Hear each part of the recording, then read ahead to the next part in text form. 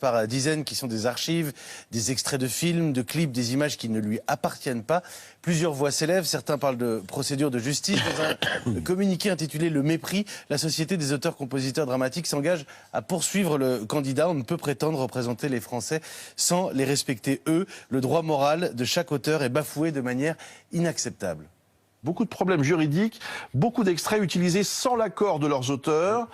Jacques Attali, Luc Besson et d'autres envisagent des poursuites. Il est curieux que dans un clip de lancement d'une campagne présidentielle, une personne, un candidat, choisisse de jeter à la vindicte des noms. Même les bâtiments sont furieux. Le château d'Ussé en Indre-et-Loire, piraterie pure et simple, s'emporte le propriétaire. J'ai trouvé ce clip pathétique, honnêtement. Pathétique et nauséeux à la fois. Toutes les autorisations n'ont pas été demandées et ça provoque quand même pas mal de colère aujourd'hui.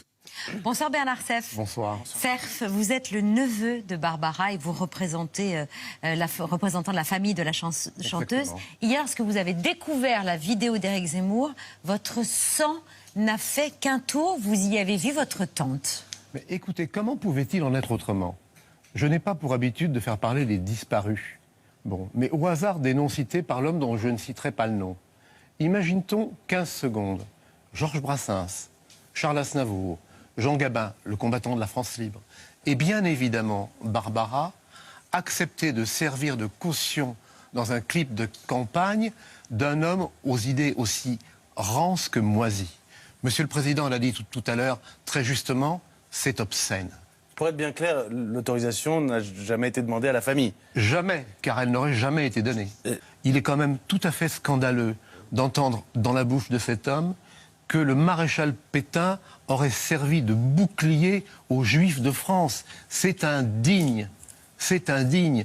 Comme je l'ai dit, si Barbara a pu survivre à l'occupation, ça n'est pas à cause des lois maréchalistes, c'est grâce à certains Français qui, au péril de leur vie, ont eu le courage de prévenir ma famille avant que les séides de Vichy n'interviennent. Vous allez poursuivre ? Écoutez, pour l'instant, je ne sais pas. Je ne m'interdis rien. Je ne m'interdis rien parce que je trouve que les frontières ont été dépassées. Peut-être pourrait-on envisager une action commune avec les ayants droit d'autres artistes cités. Est-ce que il y a une autre question qui se pose juste avant le début de l'émission. La vidéo était encore en ligne sur la plateforme YouTube. Est-ce que vous demandez à YouTube de ne plus héberger la vidéo comme elle l'aurait fait si ça avait été un YouTubeur inconnu? Écoutez, ça me paraît le minimum, oui. Et on apprend que Laetitia Hallyday aussi est scandalisée de l'utilisation de l'image de Johnny par Éric Zemmour.